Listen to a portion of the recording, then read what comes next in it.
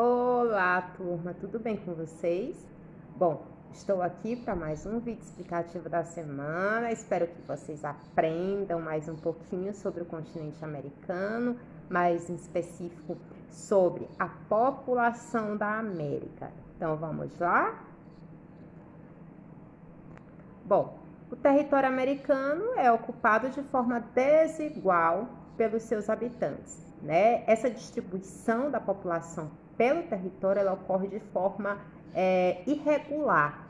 Há áreas que são mais povoadas e há áreas que são menos povoadas. E vários aspectos contribuem para isso. Quais são, por exemplo?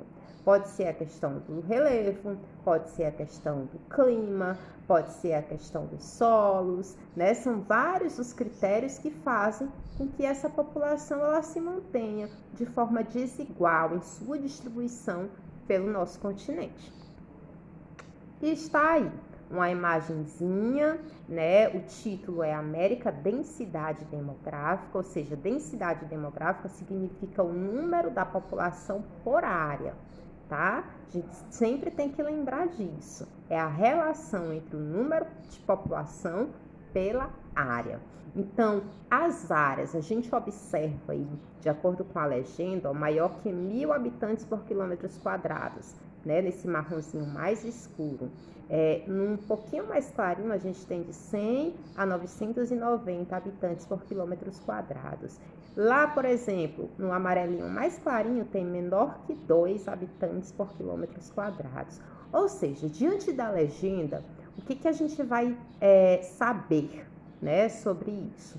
A gente vai observar o mapa e vai ver que as áreas onde está mais escura são as áreas onde possui uma maior densidade demográfica, há uma maior quantidade de pessoas vivendo, tá certo? Então, a gente pode ver aí, as áreas mais escuras são as áreas mais habitadas, as áreas mais clarinhas são as áreas menos habitadas. A gente, lembrando das questões do relevo, por exemplo, aliás, do clima, por exemplo, a gente vê que o norte aí do Canadá, né, o norte da América do Norte, na verdade, ele é menos povoado, justamente por causa também da temperatura, tá? Que é muito baixa. Crescimento da população, crescimento demográfico. Na segunda metade do século XIX, a América anglo-saxônica, né, formada por Estados Unidos e Canadá, passou por um período de crescimento econômico, que promoveu, né, a melhoria das qualidades de vida da população e a redução das taxas de mortalidade. Esse aspecto, aliado à chegada de muitos imigrantes, pessoas que entravam lá, proporcionou um rápido crescimento da população. Durante o século XX, as taxas de natalidade, né, ou seja, o número de crianças que nasciam, diminuíram, né, influenciados por quê? Pela urbanização, pelo alto custo na criação dos filhos, né, pelo ingresso da mulher no mercado de trabalho, né, pela questão dos métodos contraceptivos, pelo planejamento familiar. Tudo isso, gente, fez com que a taxa de natalidade ela diminuísse, tá? A partir de 1950, essa redução da taxa de natalidade associada a um controle rígido da questão da imigração, eles estavam já controlando quem entrava no país, tá? Resultou na queda desse crescimento da população. Já na América Latina, ocorreu o inverso, tá? No mesmo período em que o número de habitantes da anglo-saxônica começava a diminuir, nos países aqui da América Latina iniciava-se um processo de explosão demográfica, ou seja, começava a nascer muita criança e também começava a chegar muitos imigrantes, tá? Aí temos alguns indicadores socioeconômicos. Os problemas sociais da América têm origem na distribuição desigual da riqueza, né, que prejudica, claro, as condições de vida da maioria da população. Observe na tabela a desigualdade em alguns países, né?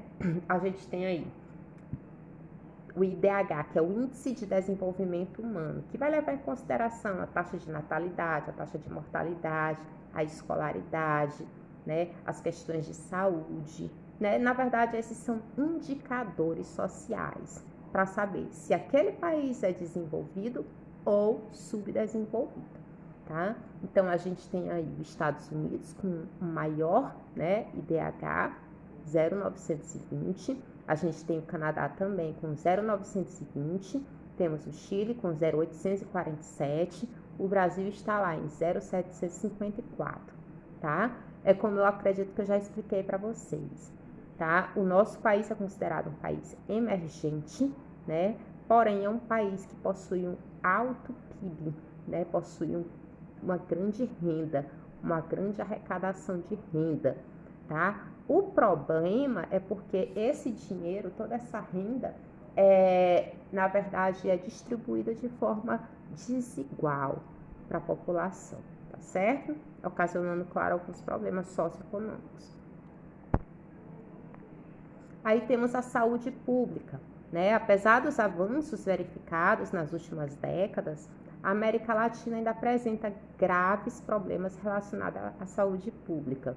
Em vários países, o atendimento médico hospitalar é inadequado e insuficiente para atender a quantidade de gente, né? Além disso, um número elevado de pessoas vivem em condições de pobreza, né? Com a renda insuficiente, né? Para ter uma alimentação adequada, para ter acesso a medicamentos, e a gente sabe bem o que é isso, tá?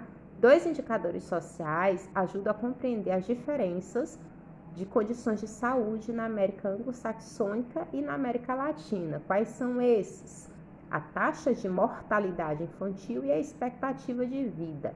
Mortalidade infantil. Se essa taxa for alta, gente, significa dizer que aquele país provavelmente é um país subdesenvolvido. Por quê? Porque está morrendo muita gente, né? Ou seja, as pessoas não estão tendo acesso a uma saúde de qualidade.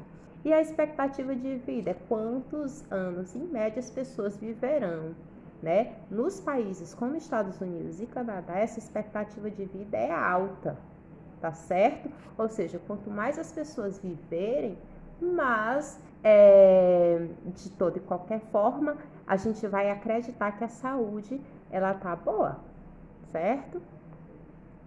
Alguns dados.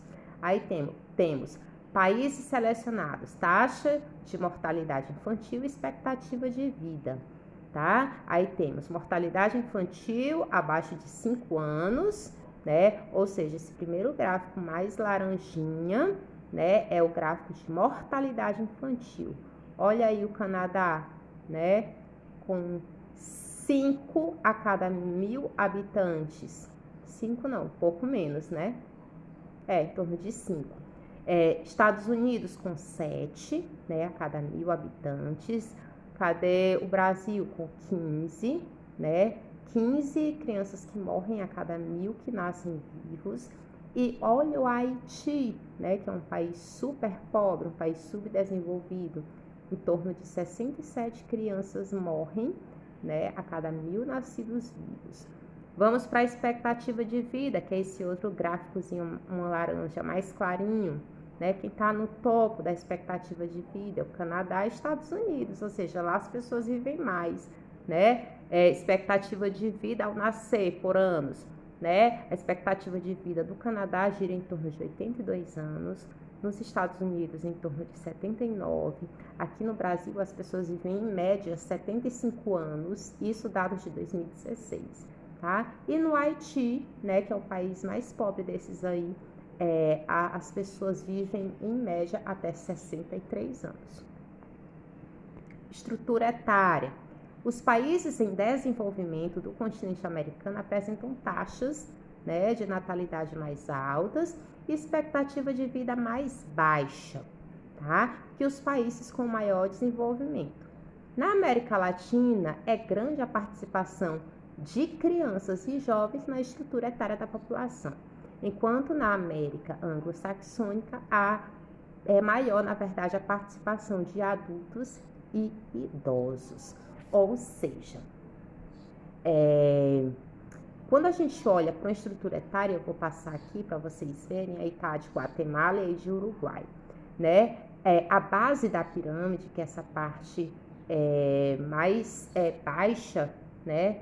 da pirâmide é chamada de base, né? Então, aí são crianças, na verdade, de 0 a 4 anos, 5 a 9, 10 a 14, 15 a 19. Quando essa base é larga, né, como é o caso aí da Guatemala, significa dizer que tem uma grande quantidade de crianças, né? Se esse topo é estreito, bem estreito, que a gente vê aí, ó, 80, 84, 85, 89, 93, 94, 95, 99, 100 ou mais. Ele é bem estreito, quase não tem gente aí idosa. Isso significa dizer, gente, que um país com uma grande quantidade de crianças e jovens e um país com uma pequena quantidade de adultos e idosos significa dizer que esse país é subdesenvolvido. Por quê? Porque criança aí é o que mais tem. E, na verdade, criança, para o governo, para a economia do país, é como se fosse um investimento, né? Porque a criança, na verdade, ela não desenvolve o país. Quem desenvolve o país é a chamada PEA, é a população economicamente ativa, é quem trabalha procurando emprego. As crianças são, na verdade, um investimento, né? O governo paga a saúde, paga a educação, né? Para as crianças servirem como se fosse um investimento futuro para o país. Para essas crianças crescerem, virarem jovens e adultos bem qualificados, pelo menos é o que deveria ocorrer, né? Ainda assim a gente vê nossa educação com muita precariedade, tá? Então, no caso, os países que têm a base larga, né, há a maioria de crianças. E isso não é bom para o país, porque significa dizer que o país tem muita criança. As mulheres, cadê? O mercado de trabalho, estão no mercado de trabalho, as mulheres estão fazendo seu planejamento familiar, as mulheres estão tendo quantos filhos? Em média, 5, 6, 7. Hoje em dia está difícil criar 1, 2. Imagina 5, 6 ou 7, tá? Já no Uruguai, a gente observa que essa pirâmide é mais uniforme, né? A base está larga, porém a quantidade de adultos e idosos também é elevada. Então, o Uruguai ele está, na verdade, bem mais desenvolvido, tá? O que importa, gente, para saber se um país ele é desenvolvido, né, um dos critérios é a expectativa de vida, ou seja, se o topo da pirâmide estiver largo, significa dizer que a saúde desse país está boa, certo? Estrutura etária. Ó, os países da América anglo-saxônica, a pirâmide etária tem base mais estreita, que foi o que eu já expliquei, vou passar aqui. Aí a gente vê, por exemplo, a pirâmide etária do Canadá. Olha como tu observa como a base da pirâmide ela estreitou, ou seja, o número de crianças é menor do que o número de adultos, por exemplo, né? O número de adultos aí, no caso, é a maioria das pessoas. E são esses adultos que trazem desenvolvimento para o país, porque são esses adultos que trabalham, tá? Então, é aí a pirâmide do Canadá. Olha a previsão da pirâmide do Brasil, né? Ela não está coloridinha aí, mas dá da gente observar esse risco verde, né? É como a pirâmide estava em 1990, tá? A base bem larga e o topo bem estreito. Isso significa dizer subdesenvolvimento, um país com condições precárias. Mas olha essa azul, né? A listinha azul é a previsão para 2030. Significa dizer que o número de crianças diminuiu, o número de adultos e idosos aumentou e o nosso país caminha para o desenvolvimento. Entenderam? E por hoje é só. Eu espero que vocês tenham entendido. Caso não tenham entendido, volta novamente o vídeo para ver tudo de novo. E deixe uma frase aqui, ou então me procure no grupo de geografia, tá bom? Estou à disposição. Então, deixe essa frase. Tudo que um sonho precisa para ser realizado é alguém que acredite que ele possa ser realizado, tá? É de Roberto Chiniachik. Quase que não sai. Enfim, um grande beijo e até mais.